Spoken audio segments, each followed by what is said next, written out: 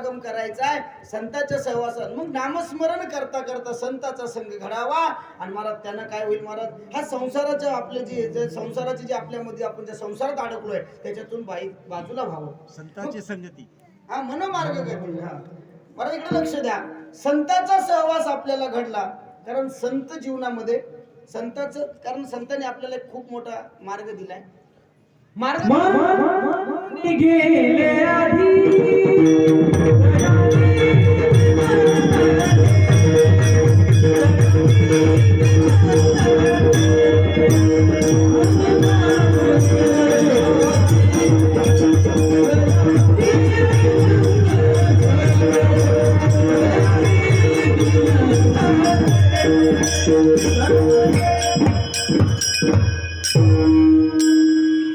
संत मार्ग जाऊन गेले, त्या मार्गाने जर गेलो ना आपण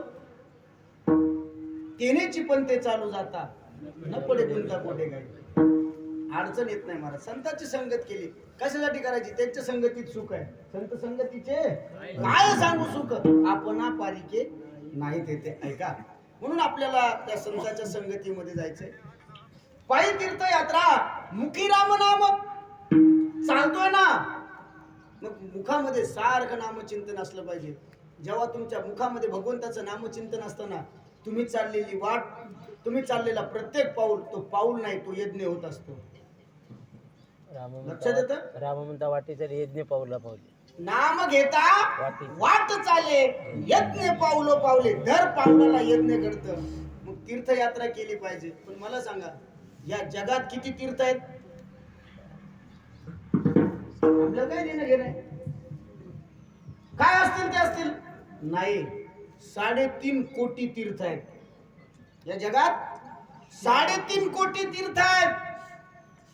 3.5 कोटी कशासाठी, कारण 3.5 कोटी प्रकारचं पाप जीवाकडून होत आहे आणि एक तीर्थ एकच पाप घालवतंय. कळतं माझं बोलणं? मग पाप आपल्या जवळ राहतो कुठं, तर माणसाच्या अंगावर 3.5 कोटी रोम असतात आणि त्या प्रत्येक रोमाच्या प्रत्येक पाप त्याच्या बुडाशी राहतं. लक्षात ठेवा हे पाप. मग 3.5 कोटी पाप आहेत. मग आम्ही तर एवढे तीर्थ करू, किती करणार आहे, करून करून 100 200 500 लेचा असला फिरायचा किंवा आपला सगळा घरचा सदन असेल 5000, याच्यापेक्षा काय करणार आहे महाराज. याच्यासाठी वारकरी संप्रदायाने विद्रोह केला. समुद्राचा आंघोळ करा, सगळे तीर्थ तिथं येतात म्हटले. लक्षात आलं, समुद्र स्नान केलं ना सगळे येतात. पण हे 3.5 कोटी तीर्थाचं स्नान तिथं आंघोळ केल्यावर येतं, पण पंढरपूरची चंद्रभागा पाहिल्यावर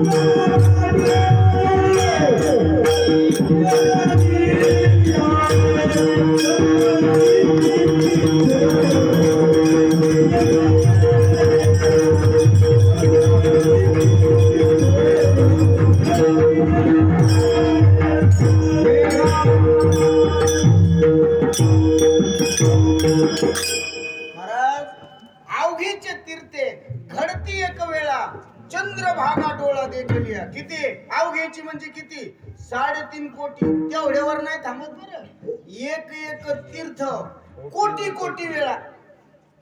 लक्षात येत, एक एक तीर्थ कोटी कोटी वेळा चंद्रभागा डोळा देखलिया. हे महात्म्य आहे. म्हणून आपण तीर्थयात्रा करतो. मग पायी तीर्थयात्रा, मुखी रामनाम, हाच माझा जो नियम आहे ना महाराज, हा सिद्धी नाही, आपण याला पूर्णत्वाकडे नेलं पाहिजे.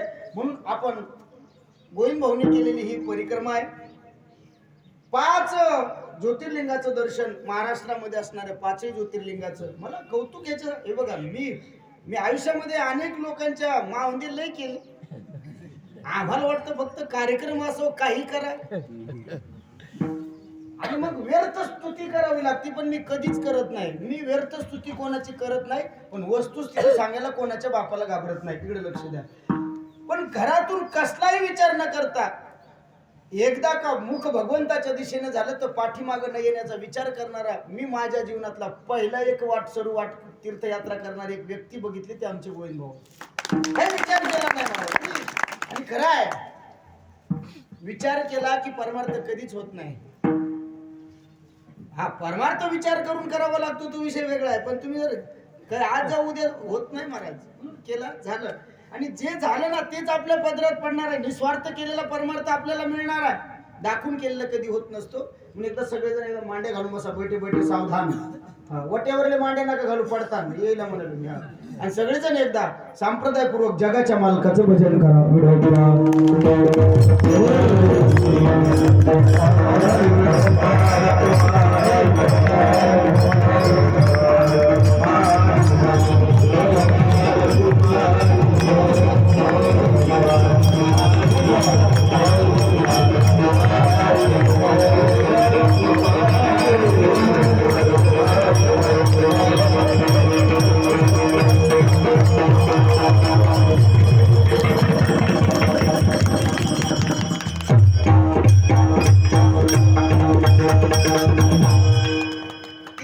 पाहिले, एक चरण सोडून सेवेला पूर्ण विराम.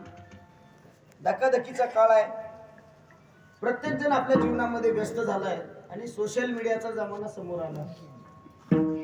आयुष्य एवढं कंजेस्टेड झालंय की लोकांना जीवनामध्ये 30 सेकंदाच्या वर काहीच आवडत नाहीये. ही आताची वस्तुस्थिती आहे. आता कीर्तनकारासाठी समोर सुद्धा खूप मोठं आव्हान झालंय, कारण व्हिडिओ नाही आवडला तर स्क्रोल करता येतं. 1.5 तास एका कीर्तनकाराने लोक कसे बसून ठेवावे हा प्रश्न आहे. कारण लोकांच्या विचाराची क्यू यायला लागली. बघा सोशल मीडियाचा जमाना आहे. येडे लोक व्हिडिओ बनवतात तर शहाणे लोक बघतात, हे दुर्दैव आहे. शब्द माग घेतो. शहाणे बी बनवतात, येडे बी बनवतात, पण येडेचे व्हिडिओ जास्त लोक पाहतात. आता एक पोरगा आलाय, क्रिस का गाना सुनाऊ क्या. 48 दिवस त्यानं दातच घासलेले नाहीत, त्याचं रेकॉर्ड आहे. आणि ते सध्या प्रचंड व्हायरल आहे. ही शोकांतिक आहे. मागच्या वर्षी होतं बघा, गोलीगत धोका बुक्कीत टेंगुळ, मिलियन मध्ये व्ह्यूज आहे. ट्रेंड आहे. आता एक ट्रेंड आलता मार्केटला, ते शिंगाची टोपी आलती बघा, ती कान टोपी आलत ना. ते काय येड्याचा बाजार आहे. आपल्या हिंदू धर्मातल्या माऊल्यांनी सुद्धा हे रीलच्या नादात त्याच्यावर व्हिडिओ बनवायला सुरुवात केली. लक्षात घ्या, काय दुर्दैव आहे. पांचटपणा सुद्धा किती केला पाहिजे हे आपल्याला कळायला पाहिजे. आपण कोणत्या धर्मात आहेत, आपण कोणत्या युगात आहेत, अरे आपली परंपरा काय, आपल्या वाडवडिलांनी दिलेली संस्कृती संस्कार काय आहेत, याचा विसर पडलाय. ही शोकांतिक आहे. सोशल मीडियावर फक्त व्ह्यूजच्या नादामध्ये लोक काही पण चाळे करायला लागले. ही शोकांतिक आहे. आमच्या शिरूरला आता नगरपालिकेची निवडणूक झाली. 25 पैकी 11 नगरसेवक ह्या मुस्लिम महिला निवडून आल्या. तिथं 11. मी काय सांगतोय किती आल्या मी आकडा सांगायचा नाही, पण 11 मधल्या 11 जणांच्या बॅनरवर फोटो आहेत, पण एकीचं पण तोंड उघडं नाही. कशात आहेत. अरे नगरसेवक होऊन सुद्धा तोंड आपल्याला दाखवत नाही, तर आपल्या माऊलीने उघडे नागडे त्या ठिकाणी महाराज व्हिडिओ काढावे, याच्यापेक्षा मोठी शोकांतिका कोणती आहे. हे दुर्दैवाची गोष्ट आहे. हे आपण कुणी सांगितलं पाहिजे, कुणाला सांगितलं पाहिजे. ट्रेंड आला की लोक त्याच्या मागे पळतायत. ते 60 रुपयाला भेटू लागली ती कानटोपी, ते उच्चिंगाची व्हायरल झाली. 300ला भेटायली. महाराज 1,500 कीर्तन करीत होता हो चांगलं, त्याची एकच क्लिप व्हायरल झाली. 25च्या कमी तारीखच घेईना. ट्रेंड आहे. पण मी पांडुरंगाला विनंती करीत असतो, हे देवा, या महाराष्ट्रामध्ये अनेक ट्रेंड येत आहेत जात आहेत, पण एक ट्रेंड तुम्ही आणा देवा. या महाराष्ट्रामधल्या लोकांना एकदा माळकरी करण्याचा ट्रेंड बाजारात येऊ द्या. हे लोक माळकरी कारण गरज आहे, काळाची गरज आहे.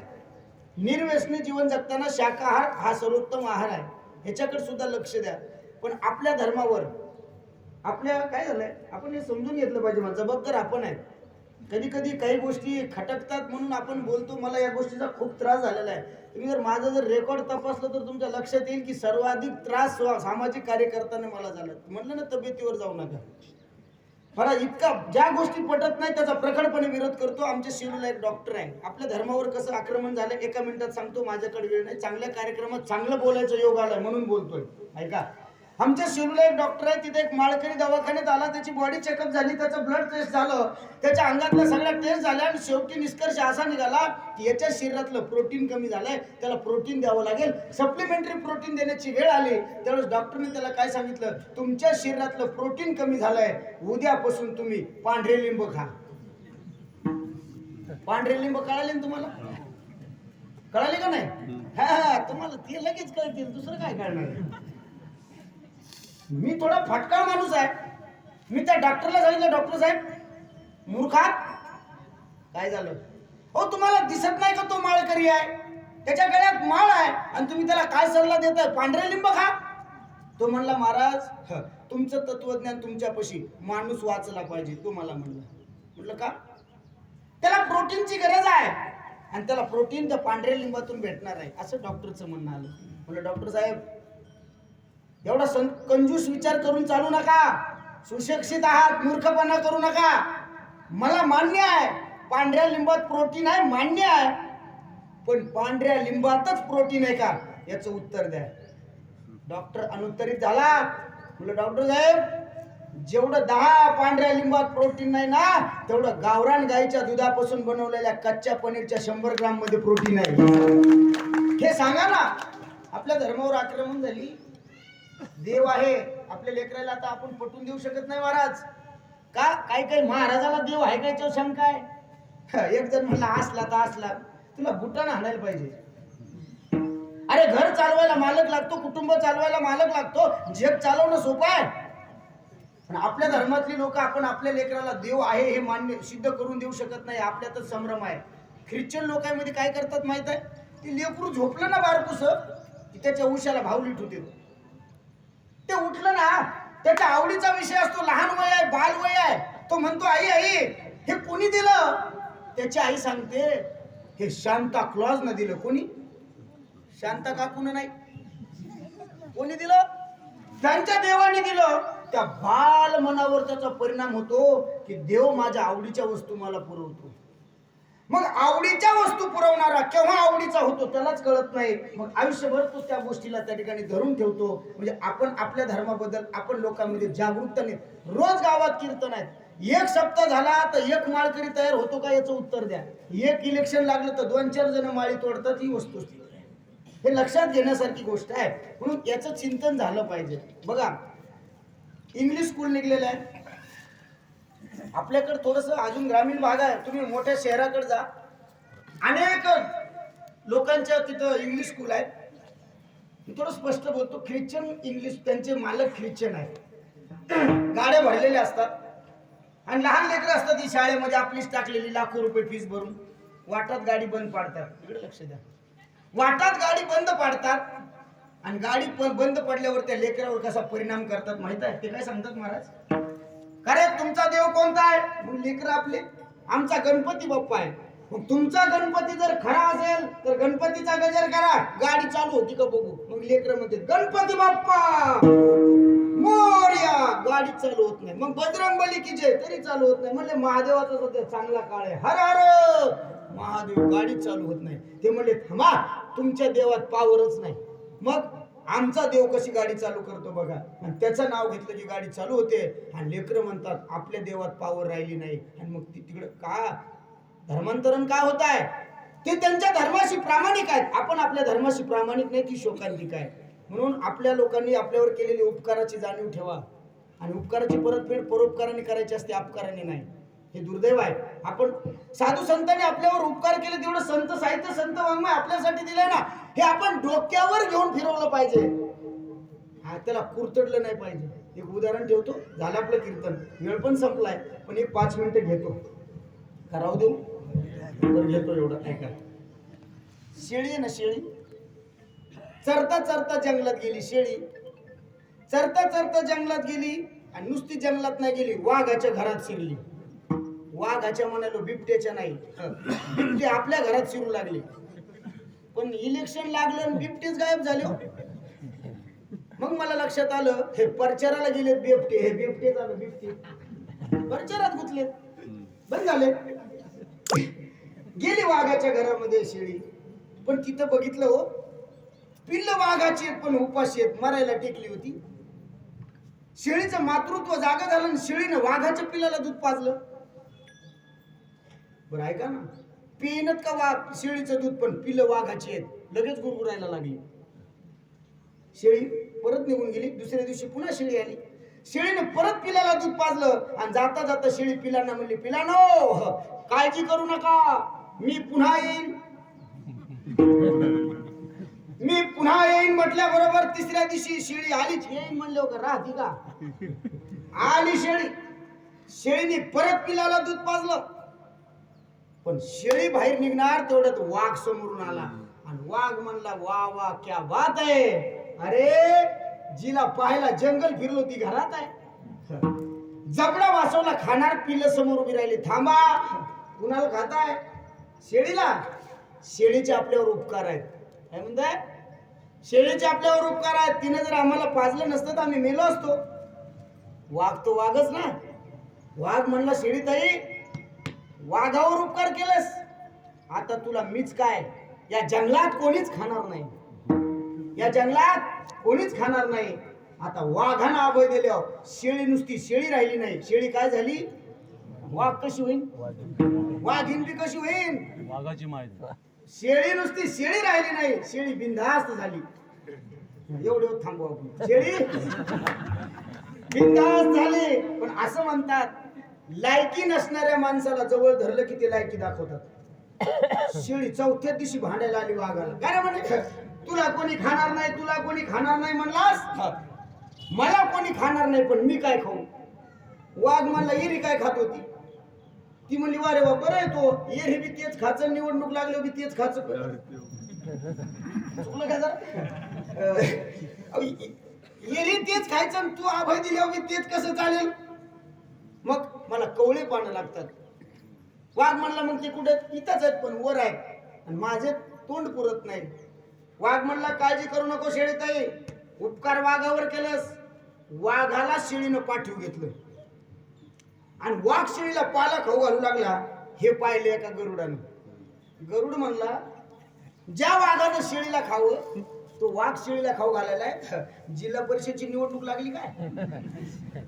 नेमकं कारण काय आहे? जाऊन विचारावं. गरुड गेला शेळीपाशी. ए शेळीताई, अरे ज्या वाघानं तुला खावं तो वाघ तुला खाऊ घालतोय, कारण काय आहे? शेळी कशी म्हणते, उग नव माय, उग नाही, उपकार केलेत उपकार. गरुड म्हणला, उपकार केल्यावर वाघ पाठीव घेऊन फिरतो, आपण पण उपकार करायचे, पण कोण हाव करावं मिळत नाही. कोण हाव करावं. समोर चालत गेला आणि समोर एक पाण्याचं डोपकाड साचलेलं दिसलं. डोपकाड खड्ड, बाजूला चिखल आणि त्याच्यात उंदराचे 5-6 पिले फसले होते. गरुड म्हणला, हे वाचवले की आपले उपकार झाले. गरुडाने ते पिले उचलले आणि शॅम्पू लावून धुतले. शॅम्पू लावून नाही धुतले का? कारण उंदर शॅम्पू लावीत